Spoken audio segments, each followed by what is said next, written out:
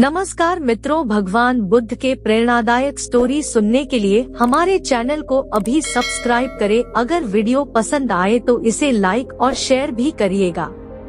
एक बार भगवान बुद्ध जेतवन विहार में रह रहे थे। भिक्षु चक्षुपाल भगवान से मिलने के लिए आए थे।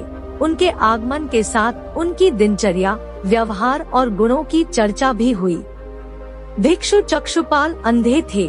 एक दिन विहार के कुछ भिक्षुओं ने कुछ मरे हुए कीड़ों को चक्षुपाल की कुटी के बाहर पाया और उन्होंने चक्षुपाल की निंदा करनी शुरू कर दी कि उन्होंने इन जीवित प्राणियों की हत्या की।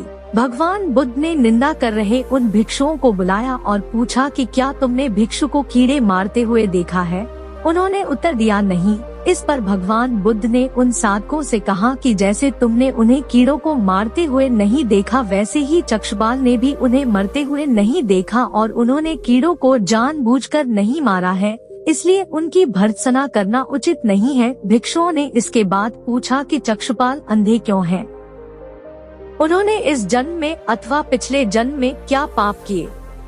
भगवान बुद्ध ने चक्षुपाल के बारे में कहा कि वे पूर्व जन्म में एक चिकित्सक थे। एक अंधी स्त्री ने उनसे वादा किया था कि यदि वे उसकी आंखें ठीक कर देंगे तो वह और उसका परिवार उनके दास बन जाएंगे। स्त्री की आंखें ठीक हो गई, पर उसने दासी बनने के भय से यह मानने से इनकार कर दिया। चिकित्सक को तो पता था कि उस स्त्री की आंखें ठीक हो गई है, वह झूठ बोल रही है। उसे सबक सिखाने के लिए या बदला लेने के लिए चक्षुपाल ने दूसरी दवा दी। उस दवा से महिला फिर अंधी हो गई।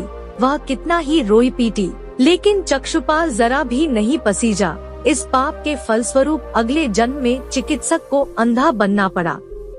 सिख कर्म का फल हमें भुगतना ही पड़ता है, इसलिए हमें सदा अच्छे कर्म करना चाहिए। धन्यवाद।